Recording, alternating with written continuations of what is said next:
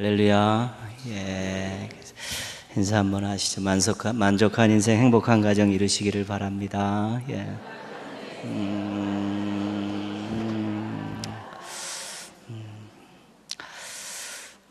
이번 주 요절은 로마서 8장 16절 말씀이죠. 우리 또 주일 낮 예배 때도 함께 같이 보았던 말씀인데요. 같이 한번 암송하고 잠깐 말씀 의미 또 나누도록 하겠습니다. 성령이 친히, 시작. 성령이 친히 우리의 영과 더불어 우리가 하나님의 자녀인 것을 증언하시나니. 로마서 8장 16절 말씀. 아멘. 로마서 8장이 성령에 대한 내용들을 많이 담고 있는데요. 9절 말씀은 이렇게 되어 있습니다. 누구든지 그리스도의 영이 없으면 그리스도의 사람이 아니니라. 그리스도의 영은 성령님이십니다. 그러니까 그 안에 성령님이 없으면 그리스도에게 속한 사람이 아니라는 것입니다. 구원받지 못했다는 것이죠. 14절 말씀은요. 무릇 하나님의 영으로 인도함을 받은 사람은 곧 하나님의 아들이라. 하나님의 영은 성령님이십니다. 성령님의 인도함을 받은 사람이 하나님의 자녀라는 것입니다. 구원받았다는 것입니다. 성령님께서 성도들 안에 거하시면서 예수님을 구주로 고백하게 하시고요. 성령님께서 성도들을 통해서 하나님을 아빠, 아버지라 부르게 하시는 놀라운 믿음 사역과 구원 사역을 하신다는 것이죠. 그래서 오늘 요절 말씀에 보면 성령님께서 우리가 하나님의 자녀인 것을 증언하신다는 것이죠. 증인이라는 것입니다. 그러니까 성령님께서 우리 속에서 예수님을 구주로 믿게 하시고 하나님을 아빠, 아버지라 부르게 하셨기 때문에 이 구원과 관련돼서 가장 많이 알고 계신 분이 누구냐면 성령님이십니다.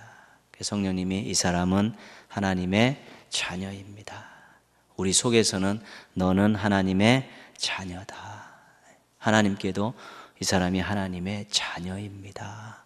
증언하신 것이죠. 특별히 우리 속에서 성령님께서 우리를 하나님의 자녀로 증언하실 때는 기쁨이 있고요. 또 감격도 있고 또 하나님 뜻대로 살고자 하는 욕구도 생겨나고요. 또 세상을 향해서 더 담대함과 당당함이 생겨날 수 있게 되는 것입니다. 그래서 하나님의 자녀인가? 나 하나님의 자녀다? 전혀 다른 인생을 삽니다. 내가 하나님의 자녀인가? 나 하나님의 자녀입니다. 이 두 가지 고백은 별반 차이가 없는 것 같지만 인생을 아주 결정짓는 중요한 고백입니다. 내가 하나님의 자녀인가? 그러면 어려운 일 생길 때마다, 원치 않는 일 생길 때마다 늘 들락날락하기 바쁩니다. 고민하고 갈등하고 그 사랑을 의심하기 바쁘지만 하나님의 자녀입니다. 어떤 일이 있어도 하나님의 그 확실한 사랑을 의지하고 살기 때문에 환경의 영향을 덜 받고 살게 되어 있는 것입니다. 그러니까 성령 충만이라는 것은 성령님을 통해서 하나님과의 관계가 돈독해지는 것이고요. 성령 충만이라는 것은 그렇기 때문에 세상을 향해 삶 속에서 담대하고 당당하게 살 수 있는 것입니다. 충만해서 이상한 영적인 말을 하고 영적 세계를 경험하는 것이 충만한 것이 아니라 하나님이 우리에게 주신 신앙의 용어는 전부 신앙과 삶과 관계가 되어 있는 것입니다. 성령 충만하다. 하나님과의 관계가 아주 돈독하고 확실하고 성령 충만하다 그러면 삶 속에서 세상을 향한 삶 속에서 담대함과 당당함이 있는 것이 성령 충만한 것입니다. 그래서 내가 성령 충만한가? 어려운 환경을 바라보면서 세상을 바라보며 두려움이 있고 또 거기에 대해서 머뭇거림이 있고 또 확신이 적어질 때는 성령 충만하지 않은 것이고요.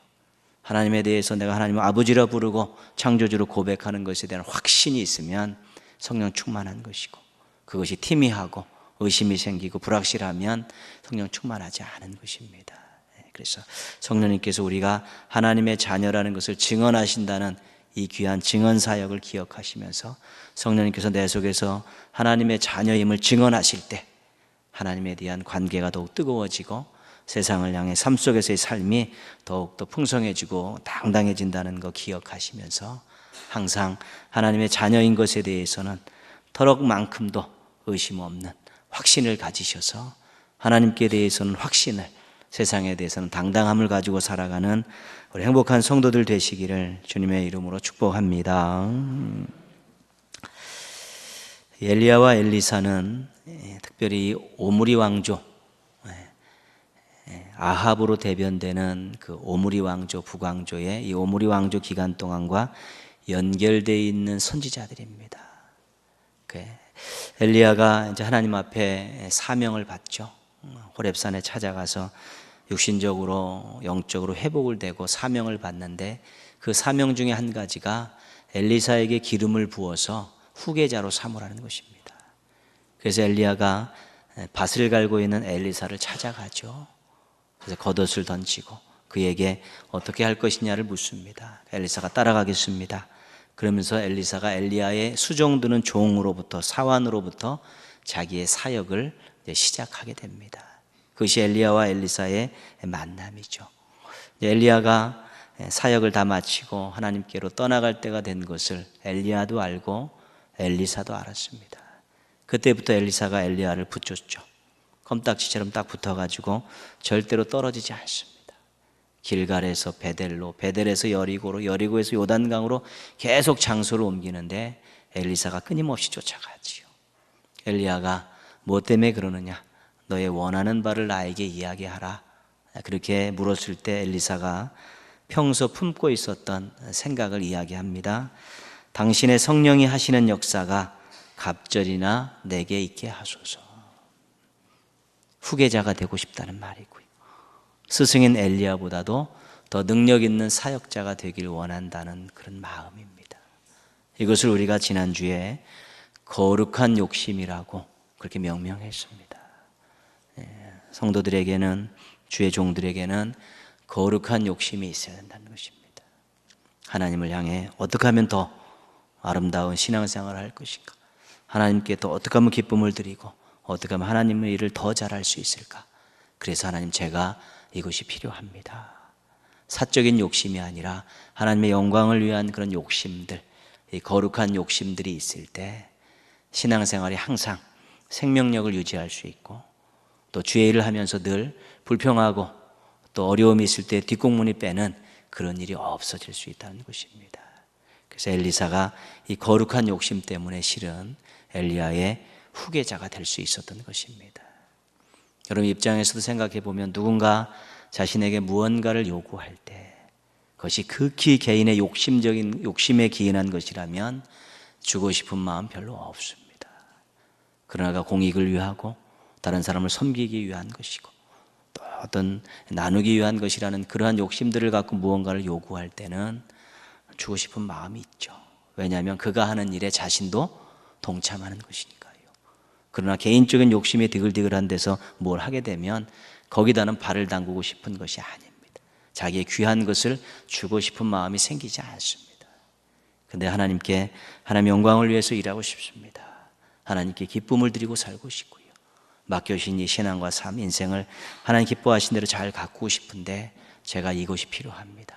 제가 이것이 부족합니다라고 그런 거룩한 욕심을 가지고 간구할 때 우리 하나님께서 역사하시고요, 허락하시고 또 응답하고 계신 것입니다.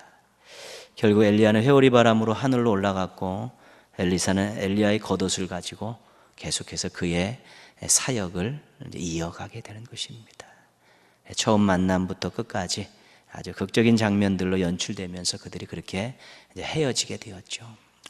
오늘 본문 말씀이 있는 열왕기하 5장 전에 열왕기하 4장에 보면 네 가지 기적이 나옵니다. 엘리사가 행했던 네 가지 기적인데요, 한 가지는 뭐냐면 이 선지자의 제자 가운데서 한 제자가 일찍 죽었습니다.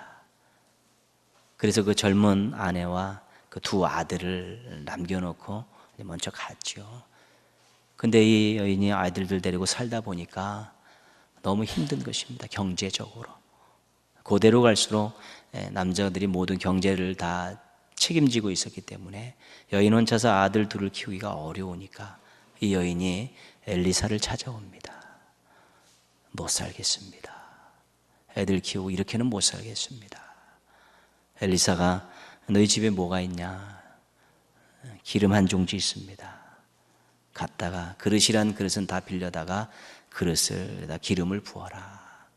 기름을 부었더니 기름이 끊이지 않고 나옵니다. 그 빌려왔던 모든 그릇에 기름이 가득 찼죠. 갔다가 팔고 빚 갚고 남은 거 가지고 자녀들 키우면서 살아라. 그래서 엘리사가 처음으로 행했던 기적이 가난을 부여로 바꾸어 준 것입니다. 두 번째는요, 선지자의 제자들이 흉년이 들어서 먹을 게 없습니다. 엘리사가 그래서 어떻게 음식을 구해서 국을 끓이려고 이제 국을 끓여고 이제 그렇게 또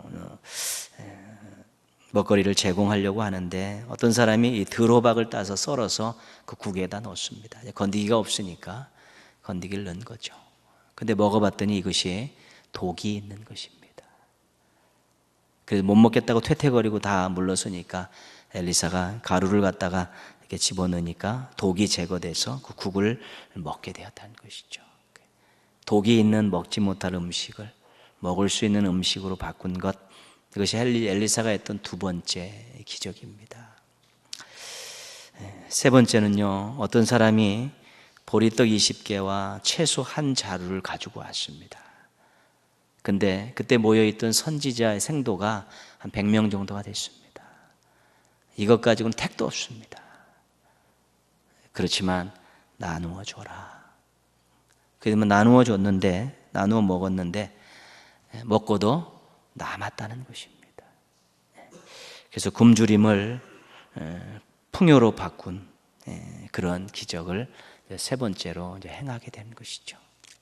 네 번째 기적은 뭐냐면 엘리사에게 호의를 베풀었던 수넴 여인이 있습니다. 숙식을 제공하면서 엘리사에게 호의를 베풀었는데 엘리사가 가만 보니까 무언가 보답을 하고 싶습니다. 물어보니까 자녀가 없습니다. 그래서 그 여인에게 아들을 낳을 수 있도록 그렇게 이제 기적을 행하죠. 근데 여인이 이제 아들을 낳고 행복하게 살다가 이 아이가 죽었습니다. 남편을 엘리사에게 보내가지고 엘리사를 불러오게 했고 엘리사가 이 죽은 아들을 살립니다. 다시가 어머니 품에 안기게 되죠. 그래서 죽음을 생명으로 바꾸는 이 기적이 엘리사가 했던 네 번째 기적입니다. 하나님께서 하시는 일이 현실적인 것이죠. 세 가지 기적은 먹지 못함을, 굶주림을, 가난함을 해결해 준 것입니다. 삶의 중요한 일이기 때문에 관심이 있으시고 능력도 베풀고 계신 것입니다. 일용할 양식이 하나님께 중요한 이유는 기본적인 삶을 허락하셨기 때문입니다. 주님이 가르친 기도에 일용할 양식을 구하라고 그렇게 가르쳐 주셨습니다. 그러니까 일용한 기본적인 삶을 꾸릴 수 있는 일용할 양식에 대해서는 하나님께서 누구에게나 기본적으로 다 허락하신 것이죠.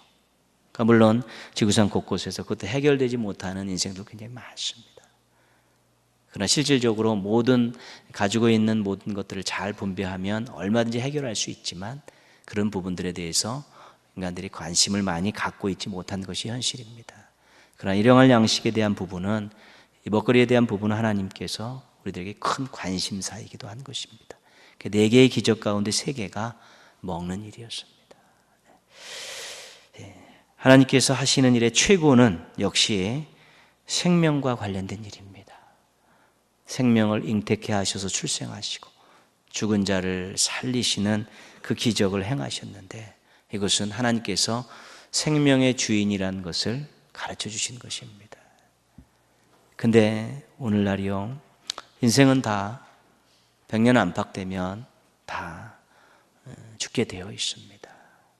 그리고 어떤 연세 많이 드신가 또 어떤 고칠 수 없는 병에 걸려서 또 생을 마감하기도 하는 것입니다. 육신의 생명은 다 한계가 있습니다. 그래서 부활이 중요한 것입니다.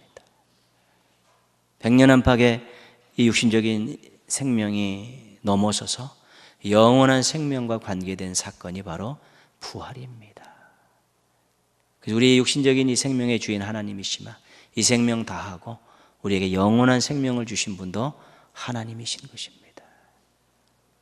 그래서 때로는 중병에 걸렸다 살기도 하고, 때로는 여러 가지 어려움 속에 구원도 받지만, 그래도 100년 안짝으로 다 육신의 생명은 마감하게 되어 있습니다.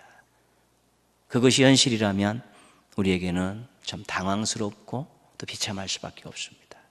그러나 예수 그리스도의 부활을 통해서 우리에게 영원한 생명을 주셨기 때문에 우리가 이 땅에 생명이 다할 때 우리가 소망을 가지고 하나님 나라를 바라보면서 또 하나님의 손을 잡고 영원한 나라에 입성하는 것입니다. 엘리사가 행했던 이 기적들이요, 먹거리에 대한 세 부분, 생명과 관계된 부분, 이 모든 기적들이 일용할 양식에서부터 영원한 생명까지 모든 것들을 다 주관하시는 분이 하나님이시라는 것입니다. 하루 끼니 때우는 것부터 시작해서 우리에게 영원한 생명을 주시는 이 모든 일련의 과정, 그 인생 가운데 일어나는 모든 일들의 주인공이 하나님이시라는 것입니다. 주관자가 하나님이시라는 것이죠. 그래서 하나님께서 그것을 우리에게 누리며 살 수 있는 권리를 주셨습니다. 그리고 그것을 나누며 살 수 있는 의무도 주신 것입니다. 신앙인에게 있어서 누림은 항상 나눔으로 나가지 않으면 그것은 이기적인 신앙으로 전락하는 것입니다. 우리에게 일용할 양식의 은혜를 주셨기 때문에 우리는 나누며 살 수 있어야 되는 거고요.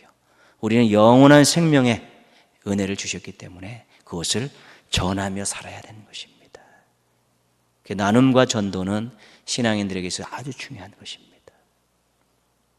이웃사랑, 생명사랑, 생명사랑, 이웃사랑, 훈련사랑.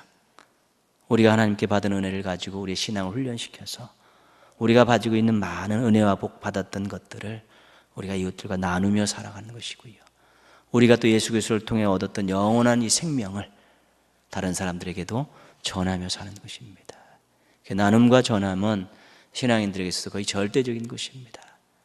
많이 나누지 못하고 많이 전하지 못해도 그 의식들, 그 의지들은 항상 가지고 있을 때 그 신앙이 살아있는 신앙입니다. 나눌 의지가 없고 전할 의지가 없고 그냥 혼자만 잘 먹고 잘 살겠다 그러면 그 신앙은 절대로 성장이 없습니다. 그 안에는 절대로 행복과 만족을 느낄 수가 없습니다. 그래서 우리가 늘 생명사랑과 이웃사랑을 이야기하고 교회가 또 그런 부분들을 조금씩 확대해 나가고 여러분 개인적으로도 또 교회의 큰 일에 시간과 물질과 기도로 또 땀으로 동참하시고 여러분의 삶 속에서도 나눔과 전함에 대한 그런 의식들은 절대로 놓쳐서는 안 됩니다. 그거 없는 신앙인들은 뼈 없는 연체동물과 같습니다. 후루리한 것이죠. 은혜를 받았으면 나눠야 되고 은혜를 받았으면 전할 수 있어야 되는 것이죠. 더불어 사는 세상을 만드는 것이고요. 함께 하나님 나라를 향해서 하나님의 은혜를 가지고 살아가고 싶은 그런 마음들을 실천할 수 있어야 되는 것입니다. 하나님 주시는 일용한 양식의 은혜를 나눔으로 영원한 생명의 소망을 전도로 실천하며 사는 우리 멋진 성도들 되기를 주님의 이름으로 부탁드리겠습니다. 아람은 당시 이스라엘을 침략할 정도의 큰 적대국이었습니다. 강국이기도 했죠. 근데 아람 왕의 군대 장관 나아만이라는 사람이 오늘 말씀에 소개가 되어 있습니다. 강대국의 이 인자이죠. 부와 권력과 명예를 다 소지한 사람입니다. 근데 그 나아만이라는 사람의 소개에 반전이 있습니다. 1절 맨 끝에 보면 그는 큰 용사이나 나병 환자더라. 이것이 나아만을 소개하는 반전의 그런 내용입니다. 겉으로는 화려한데 속으로는 썩고 있다는 것이죠. 강한 용사지만 실은 허약한 환자이기도 했다는 것입니다. 남들은 그를 두려워하고 부러워했지만 그는 속으로 두려움이 있었고 부끄러움도 있었다는 것입니다. 실은 나아만이 우리의 인생을 대변하는 사람입니다. 우리는 다른 사람에게 좋은 모습들 보이려고 항상 노력하며 살고 있습니다. 그렇게 또 인정하고 칭찬해 주길 원하고 있는데 속이 어떤지는 아무도 모른다는 것입니다. 남들이 볼 때 행복한 것 같은데 속으로는 불행한 사람도 있는 것입니다. 남들이 볼 때는 부러운데 그 속으로는 부끄러운 사람도 있는 것입니다. 그래서 겉으로 보여지는 것이 전부가 아닐 수 있다는 것입니다. 우리도 겉으로는 좋은 모습이지만 속으로는 정말로 하나님 앞에 내놓기 부끄러운 것이 있을 수도 있고요. 남에게 이야기하기 부끄러운 것들도 간직하며 살 수도 있다는 것입니다. 그래서 우리가 늘 사람들을 함부로 판단하지 말아야 되는 것입니다. 함부로 이야기하지 말아야 되는 것입니다. 나름대로 속사정들은 누구에게나 있는 것이고요. 또 능력이 없어서 믿음이 없어서 안 될 수도 있는 일들이 있습니다. 그래서 충분히 생각하고 고려하고 할 수 있으면 인정해주고 격려해주고 축복해주고 기도해주는 그러한 관계가 중요한 이유는, 교회가 그런 공동체가 되어야 되는 이유는 속이 어떤지 모르기 때문이라는 것입니다. 쉽게 보여지는 것 같고 얘기하다가 그것이 상처가 되는 일들이 많기 때문에 그렇습니다. 우리 스스로들도 그래서 정말 속이 건강해야 되고요. 하나님 앞에 내놓을 수 있는 속들을 만들어가는 것 굉장히 중요한 것이죠. 나아만이 부와 권력과 명예를 다 쥐고 있었지만 그 갑옷 속에는 질병이 있었다는 것이죠. 그것 때문에 고통도 있고 아픔도 있고 또 노심초사하고 부끄러움도 있다는 것입니다. 남들은 부러워했지만 자신은 힘든 시간들을 보내고 있었다는 것이죠. 그래서 속에 나름대로의 다 아픔들이 있고 사정들이 있다. 그것을 보듬어 줄 수 있는 공동체는 교회밖에 없어야 되는 것입니다. 교회는 그것을 보듬어 줄 수 있고 그 문제를 가지고 하나님께 같이 간구할 수 있기 때문에 교회 공동체가 따뜻한 공동체가 되어야 되는 이유가 거기에 있습니다. 쉽게 이렇게 던지는 그런 말들 때문에 상처가 되지 않도록 조심해야 되는 것입니다. 그 속에 들어가 보지 않고 어떻게 그 사람을 다 이해할 수 있겠습니까? 나하만이 그런 인생이었다는 것이죠. 큰 용사였는데 나병 환자였더라. 남들이 볼 때는 위대한 사람이고 존경받을 만한 사람이고 부러움의 대상이었는데 속으로는 힘든 시간을 보내고 초라했었고 또 힘든 시간을 보내면서 부끄러움도 가지고 있었다는 것입니다. 나만의 행동이 이상합니다. 막 집을 떠날 준비를 합니다. 아람 왕의 편지를 품고요. 또 선물로 은 10달란트와 금 6,000개와 의복 10벌을 준비하고 막 집을 떠나고 있습니다. 왜 그런가 하고 봤더니 아람 왕을 섬기는 나아만이 자기 아내를 섬기는 이스라엘의 소녀의 말에 소망을 거는 것입니다. 나도 날 수 있다. 근데 누구한테 들었냐면 자기 집에서 자기 부인을 섬기는 몸종 이스라엘의 소녀가 한 말에 자기의 모든 소망을 거기다 걸은 것입니다. 소망의 메시지라는 것이 그렇게 위대한 것입니다. 복음 전하는 그 복음의 내용이 그 사람의 인생의 운명을 바꾸지 않습니까? 우리가 하나님 말씀 받았던 은혜를 가지고 하나님 말씀으로 사람들을 위로하고 격려할 때 그 말이 그 사람의 환경을 뒤집어 엎을 수 있는 것 아니겠습니까? 중요한 것이지요. 그래서 은혜 받은 것들, 또 복음의 내용들, 또 이런 것들을 우리가 지혜롭게 잘 자꾸 입을 통해서 사람들 귀에 들려주는 그런 일들은 굉장히 중요한 것입니다. 하나님의 말씀은 살아있고 운동력이 있기 때문에 그렇습니다. 복음은 생명을 살리는 능력이 있기 때문에 그렇습니다. 우리가 받았던 하나님의 은혜는 인생을 역전시킬 수 있는 놀라운 능력을 가지고 있기 때문에 말씀을 복음을 받았던 은혜들을 자꾸 입으로 되뇌어서 사람들에게 들려줄 수 있어야 되는 것입니다. 소녀가 나아만의 아내한테 한 말이 나아만의 귀에 들어가니까 나아만이 거기다가 자신의 모든 것들을 다 걸고 왕에게 가서 편지 받고 선물 바리바리 싸가지고 지금 이스라엘을 향해서 출발한 것이죠. 급하긴 어지간히 급했던 것입니다. 자기의 병을 치료할 방법이 없었던 것입니다. 그런데 나아만이 선지자를 찾아가지 않았습니다.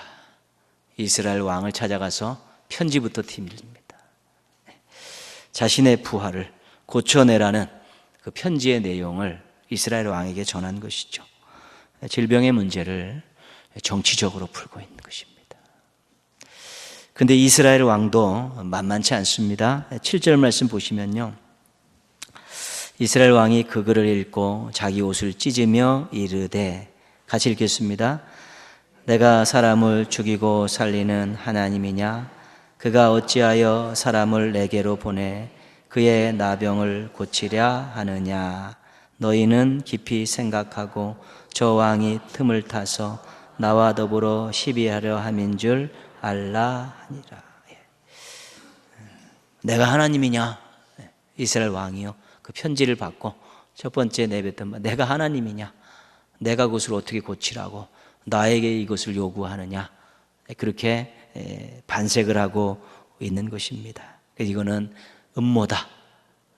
고칠 수 없는 사람 나한테 보내놓고 시비를 걸어서 이제는 침략하려는 그런 빌미를 얻으려고 하는 음모다. 그렇게 이야기를 하고 있는 것이죠. 아람 왕의 편지, 또 그 편지를 들고 온 군대 장관 나아만, 그 편지를 읽은 이스라엘 왕, 이들에게 있었던 이야기를 들으면서 엘리사가 웃었을 것입니다. 왜냐하면 이 세 명은 모두 다 질병을 고치시는 분이 하나님이라는 생각을 하지 않고 있었던 것입니다. 8절 말씀 보시면요, 하나님의 사람 엘리사가 이스라엘 왕이 자기 옷을 찢었다 함을 듣고 왕에게 보내 이르되, 같이 읽겠습니다. 왕이 어찌하여 옷을 찢었나이까? 그 사람을 내게로 오게 하소서. 그가 이스라엘 중에 선지자가 있는 줄을 알리라 하니라. 병을 고치시는 하나님의 선지자가 있다는 것을 보여줄 테니까 그 나아만을 보내달라는 것입니다. 지위가 높은 왕들과 군대 장관이라 할지라도 믿음이 없으면 헛껍데기들입니다. 그러나 남들이 인정해 주지 않는 자리에 앉아 있어도 믿음이 있으면 알짜배기들입니다. 믿음이 없으면 아무것도 받을 수 없는 것입니다. 헛껍데기들이죠. 믿음이 있으면 모든 것들을 다 얻을 수 있는 것입니다. 알짜배기들입니다. 헛껍데기 인생과 알짜배기 인생의 그 중요한 판가름을 짓는 요인은 믿음입니다. 믿음이 왜 중요합니까? 하나님의 능력을 자신의 인생에 임하게 할 수 있는 통로이기 때문에 그렇습니다. 믿음이 중요한 것이죠.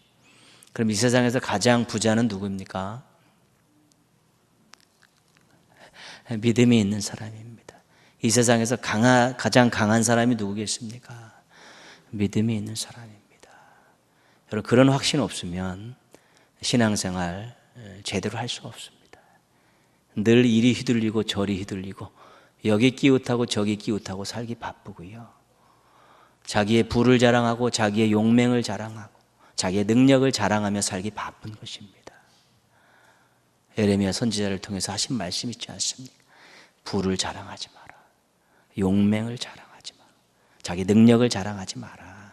오직 여호와를 아는 것을 자랑해라. 그죠? 그러니까 믿음이 부여의 원천이고 믿음이 능력의 원천이고 믿음을 통해 하나님의 것을 자신의 인생에 공급받을 수 있다라는 그 확신이 있으면 알짜배기 인생을 살 수 있는 것입니다. 그러나 자기 것을 가지고 자랑하고 자기 것이 가지고 있는 것이 인생을 부여하게 한다고 생각하며 그것 자랑하고 그거 부여잡고 살면 헛껍데기 인생 되는 것입니다. 믿음이 있는 자와 없는 자의 차이를 분명히 확인할 수 있어야 되고 확신을 가질 수 있어야 되는 것입니다. 도대체 인생을 무엇 갖고 사느냐고 이야기했을 때 믿음 갖고 산다고 이야기해야지 알짜배기 인생을 살 수 있는 것입니다. 지금 없을 수 있습니다. 지금 초라할 수 있고요. 지금 남들보다 부끄럽게 살 수 있습니다. 그러나 그 모든 것들을 뒤집어 엎을 수 있는 것은 하나님뿐이 없습니다. 근데 그 하나님에 대한 신뢰를 믿음으로 구축하게 될 때 하나님이 역사하실 수 있게 되는 것이죠. 아람 왕이 강대국의 왕이었습니다. 나아만은 군대 장관으로 2인자였고요. 이스라엘 왕도 한 나라를 통치하는 왕인데 질병 하나 갖고 전부 3명 다 쩔쩔매고 있는 것입니다. 엘리사가 뭐라 그럽니까? 여기 보내십시오. 걱정 말고 보내십시오. 하나님이 이 질병을 고치는 분이고 하나님이 사라 선지자가 이스라엘 땅에 있다는 것들을 내가 보여주겠습니다. 걱정 말고 보내십시오. 엘리사는 믿음의 사람입니다. 나아만은 믿음이 없는 불신자입니다. 그는 그 왕들과 군대 장관은 사람의 생명을 죽이기도 하고 살리기도 할 수 있는 권력을 가진 자였지만 그 질병 앞에서는 초라한 인생입니다. 엘리사는 믿음이 있기 때문에 하나님의 능력을 신뢰하기 때문에 그 질병 앞에서 그 권력자들 앞에서 당당할 수 있었던 것입니다. 누구 인생이 더 알짜배기 인생입니까? 믿음에 있어서만큼은 남들에게 뒤지지 않겠다는 거룩한 욕심을 갖고 살아야 되는 것입니다. 믿음을 키우고 믿음을 연단하고 믿음을 새롭게 하는 데 있어서만큼은 내가 전력 투구하겠다는 그런 마음 가지십시오. 하나님과의 통로입니다. 하나님 꼴부터 자신의 인생으로 끌어들일 수 있는 통로가 믿음이라면 그 믿음을 연단하고 훈련하는데 최선을 다해야 되는 것입니다. 늘 자신 믿음 점검해서 부족함이 발견될 때마다 머리를 짓져가며 기도하고요. 말씀 속에서 하나님의 존재와 사랑과 능력을 다시 확인하면서 기도를 통해서 그것을 자기의 믿음으로 장착되도록 부르짖어 기도하면서 어떤 상황 속에서도 하나님을 바라보고 하나님을 신뢰할 수 있는 그 굳건한 믿음을 갖기 위한 거룩한 욕심들을 가져야 된다는 것입니다. 세상 것 얻을 때는 뭐든지 다 투자할 것 같은 그러한 욕심들, 하나님의 것에 대해서는 그런 욕심들을 갖지 않으면 주객이 전도된 것입니다. 세상 사람과 똑같은 것입니다. 믿음에 있어서만큼은 거룩한 욕심을 갖고 이 굳건한 믿음 가지고 하나님의 것을 인생 가운데 많이 공급받아서 헛껍데기 인생이 아닌 알짜배기 인생 사시기를 주님의 이름으로 축원합니다. 나아만은 역시 헛껍데기였습니다. 찾아온 나아만을 문 앞에 세워놓고 사자를 보내서 요단강에서 7번 씻고 오라고 엘리사가 치유 방법을 전해 주었습니다. 나아만이 노발대말합니다. 11절 말씀입니다. 나하만이 노하여 물러가며 이르되, 같이 읽겠습니다. 내 생각에는 그가 내게로 나와 서서 그의 하나님 여호와의 이름을 부르고 그의 손을 그 부위 위에 흔들어 나병을 고칠까 하였도다. 나아만이 노발대발한 이유는 2가지입니다. 하나는 예의가 없다. 강대국의 군대 장관이 왔는데 얼굴 콧배기도 안 보이냐, 버선발로 나와서 엎드려 서서 시원치 않다는 것이고, 2번째는요, 자기 생각대로 치료 행위를 하지 않는다는 것입니다. 그 2가지가 노발대발한 이유였습니다. 이 나아만의 이 모습이요, 전통 있는 불신앙의 모습입니다. 전통이 있다는 말은 옛날에도 있었고 지금도 있다는 것입니다. 주제도 모르는 짓거리들을 하고 있다는 것이죠. 누가 고치시는 분인가, 누가 아쉬운 사람인가, 이것에 대한 인식이 없으면 참으로 한심한 짓들을 하게 되는 것입니다. 누가 주권을 갖고 계시고 누가 수혜자가 되어야 되는가에 대한 정확한 인식이 없을 때 이 나아만과 같은 짓거리를 하게 되는 것입니다. 고치시는 분에 대해서 예의가 있어야 되는 것입니다. 고치시는 분에 대해서 정말로 순종하고픈 겸손함이 있어야 되는 것입니다. 누가 고치고 누가 고침을 받아야 되는데 고침을 받는 자가 큰 소리치고 앉아 예의에 벗어나는 행동하고 자기 마음대로 그렇게 치료해달라고 이야기하는 것이 얼마나 헛껍데기 인생의 전형적인 모습인지 모릅니다. 자기중심적이고 이기적이고 오만한 태도를 가지고 하나님 앞에 서는 것만큼 우스꽝스러운 일은 없습니다. 기도에 대한 태도들 늘 점검하십시오. 정말 내가 아쉬워서 하나님 아니면 안 되기 때문에 납작 엎드려서 도우심을 구하는 거지 같은 모습으로 구하지 않는 기도는 실질적으로 예의가 없는 기도고요, 믿음이 없는 이기적인 기도입니다. 아주 중요한 내용입니다. 이것이 하나님 앞에 어떤 마음과 어떤 태도로 서느냐, 하나님이 어떤 분이냐, 나의 섬김의 대상이고 기도를 응답해 주시는 분이고 나의 인생의 주인이신데 그분 앞에서 무엇을 구하는 사람이 어떻게 당당할 수가 있고 어떻게 호통을 칠 수가 있고요. 사모함과 간절함도 없이 그 무언가를 요구할 수 있다는 것입니까? 내 생각을 이야기할 여지가 없는 것입니다. 다만 하나님께서 응답해 주시는데 하나님의 뜻대로, 하나님의 방법대로, 하나님의 때에 이루어 달라는 기본적인 태도를 가지고 우리가 부르짖는 것이지요. 그 외 어떤 다른 것들은 필요치 않습니다. 자기가 두드러지고 자기가 앞서고 자기 뜻을 주장하면 이것은 이기적인 신앙입니다. 신앙 앞에 이기적인 게 붙으면 그것은 신앙이 아닙니다. 신념입니다. 나아만은 평생 나병 환자로 살아야 했습니다. 헛겁되게 인생을 살아야 했습니다. 시작부터 엘리사 앞에 나와서 노발대발할 때까지 전혀 치료의 여지가 없었습니다. 그래도 똑똑한 신하의 설득으로 결국 고침을 받게 됐죠. 그리고 하나님이 유일하신 분입니다. 이제 내가 고국에 돌아가더라도 하나님을 섬기겠습니다. 질병을 고치러 왔다가 신앙을 얻어가는 어떤 엄청난 복을 받은 인생이 나아만이었다는 것입니다.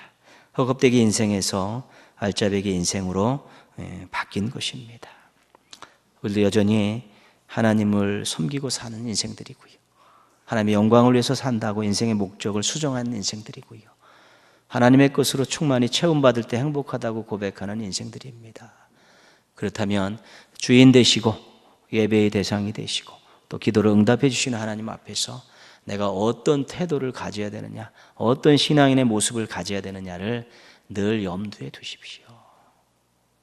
직장에 가서 상사 앞에서 하는 그러한 모습들 한번 생각해 보십시오. 함부로 하지 못하지 않습니까? 근데 어떻게 하나님 앞에 와서 우리가 함부로 이야기하고 투정 부리고 자기 또 주장하고 그런 일들, 또 내 뜻대로 막 그냥 해붙이는 그런 일들은 있어서는 안 되는 일들입니다.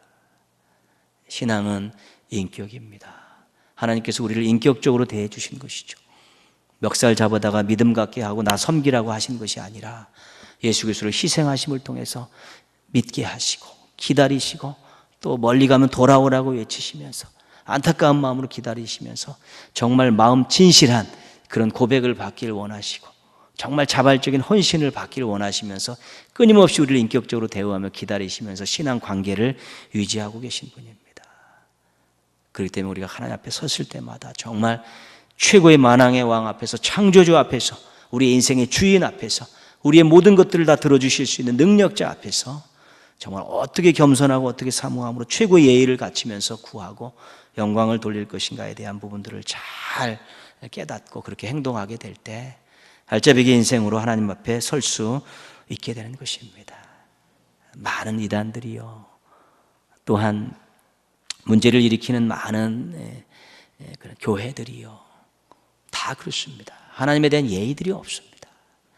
말씀을 듣는 예의들도 없고요, 찬양을 드리는 예의들도 없고요, 기도하는 태도들도 엉망이고요, 예배 분위기 자체가 그렇습니다.